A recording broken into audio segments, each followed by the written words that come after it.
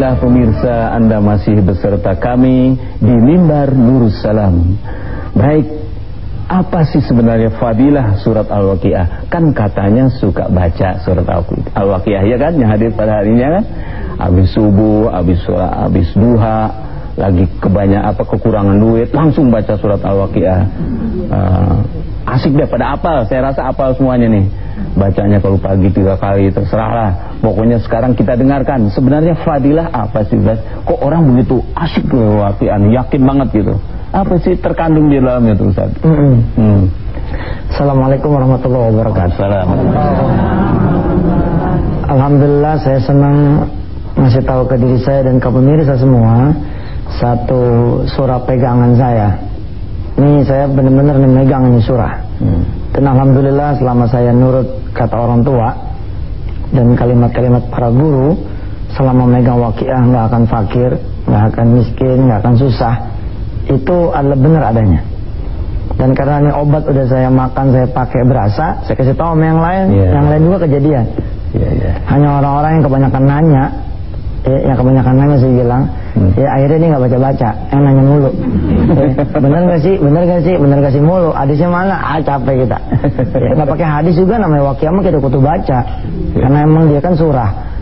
Dia salah satu surah teragung yang diturunkan oleh Allah Azza wa Jalla di dalam Al-Quranul Karim. Dan apalagi memang suratul Waqiah ini memang betul-betul berisi kandungan iman, kandungan tauhid. Nah, kandungan ini juga yang akan insya Allah mudah-mudahan di waktu yang betul-betul barokah ini, mudah-mudahan pemirsa menjadi mengerti sedikit. Oh, pantas ya surah Waqiah kayak begitu.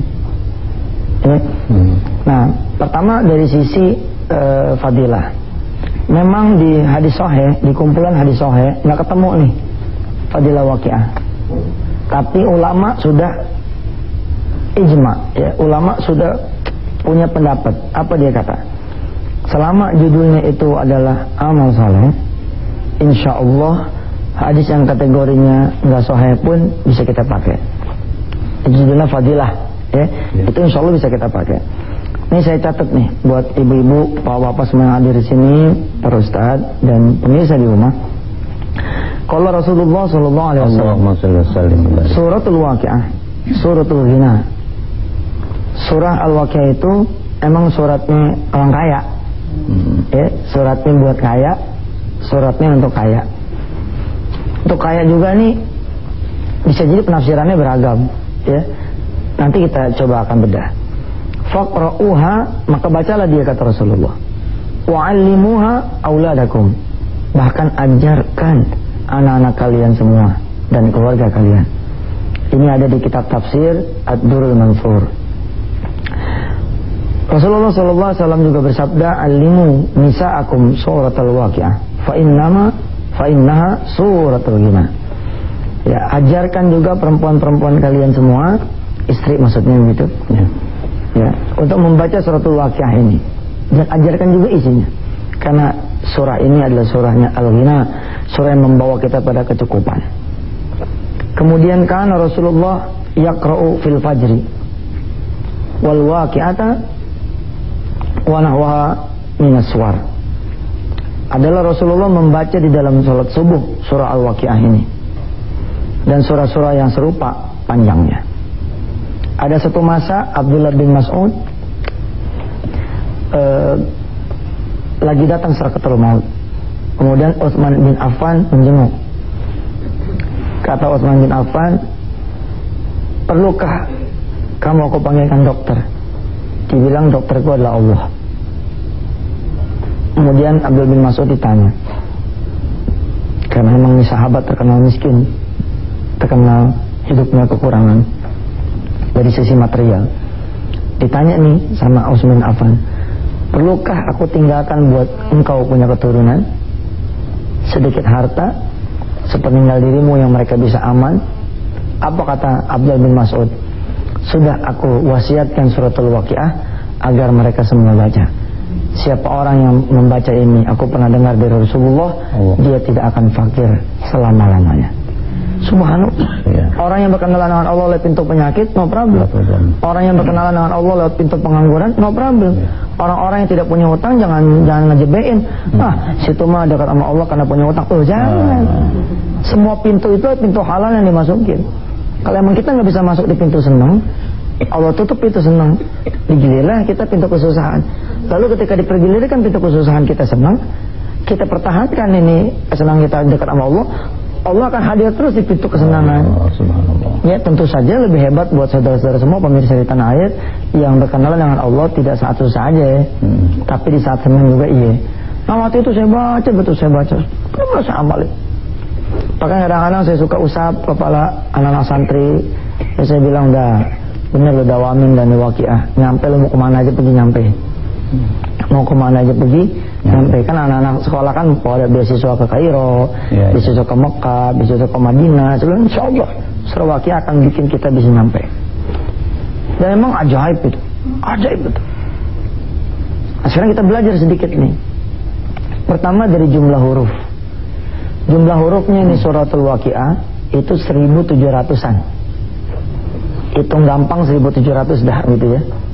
1700 huruf kata Rasulullah ya, dikali 10 kali lipat, dikali 10 kali lipat kebaikannya, bi asyri amsalihah. Berarti setiap kita makan nih Waqiah, kita baca nih Waqiah, yang mana dia punya 1700 huruf, kita ngantongin 17.000 hasanat, 17.000 kebaikan. Lah kalau kita dawamin, ini saya kebetulan bawa santri saya nih, di sebelah kanan ada Ananda Eki, ya. Ananda Eki ini mana kameranya nih, ya. Nih, nah, coba deh nih.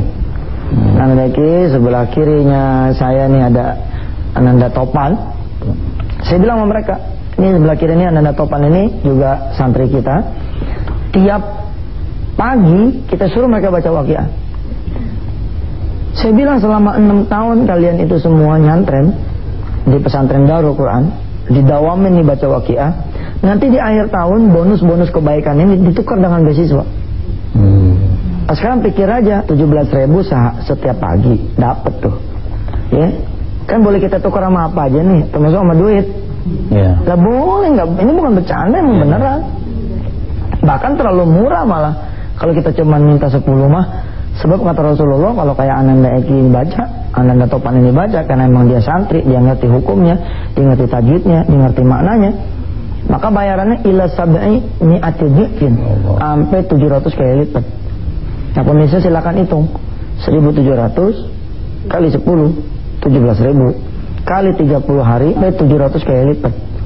Nah, pemirsa silakan hitung 1700 kali 10 17.000 kali 30 hari atau 31 hari dalam sebulan, kali 12 bulan dalam setahun, kali 6 tahun dia nyantren. Masya Allah, berapa itu? Apalagi kalau misalkan kalinya 700. Saya pernah iseng itu ternyata bisa 2,3 miliar rupiah. 2,3 miliar mah kalau cuma ke Kairo doang, lebihnya kayak apa tahu? 2,3 miliar ya, bolak-balik ke Amerika ya 100 kali juga itu insya Allah bisa lebih. Betul itu surah Waqiah kayak begitu tuh.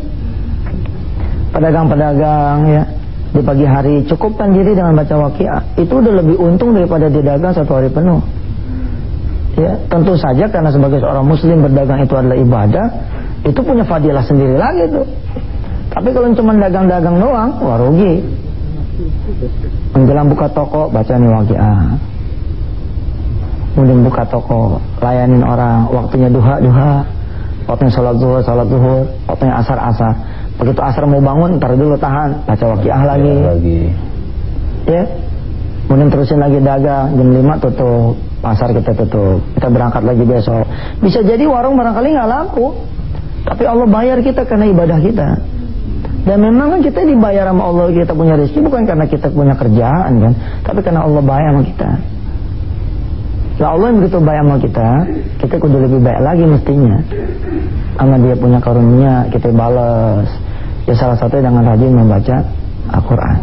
Ustaz, jangan cuma Waqiah doang dong. Oh iya, emang juga jangan cuma baca Waqiah, kita baca yang lain. Tapi Waqiah jangan ditinggal gitu kira-kira.